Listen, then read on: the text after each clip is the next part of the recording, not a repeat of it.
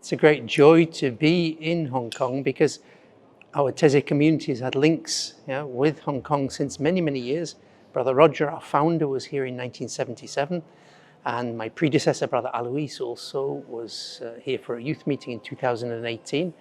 And so the links go back over a long time, and it's keeping that continuity that's important to say to the people, the young people especially of Hong Kong, that we are with you.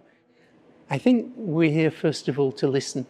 We don't have something to bring, but to try to listen to young people, to understand something of the changing situation in Hong Kong and in the different parts of the world where the other participants come from. That's perhaps the most important thing for us. And there's not a message as such that we come not to impose, unless it's perhaps those words of Jesus, peace be with you. And how can we find peace in a world where there's so much violence at the moment?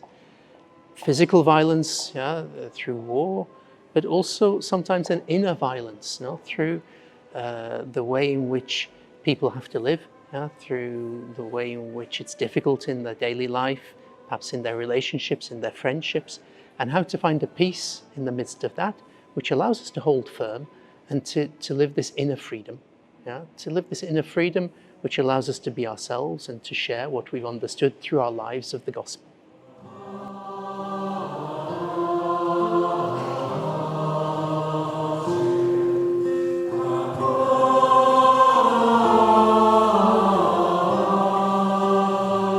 I think the only thing that counts for me is that the young people who come to take part, that they discover something that helps them go further in their journey with Christ and in their journey with the church.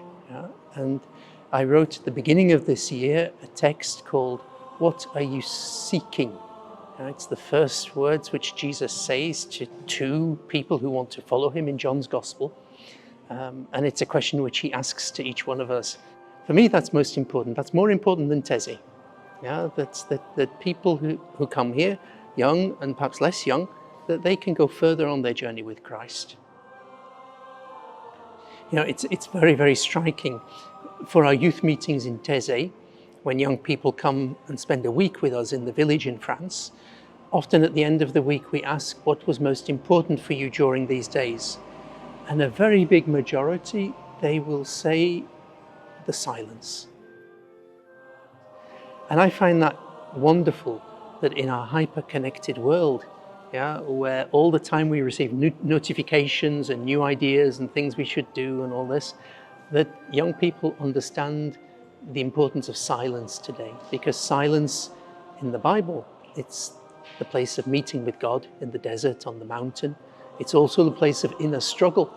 But it's so essential because it's in the silence of our hearts that we take the real decisions of what it means to follow Christ, of what it means to give our life for others.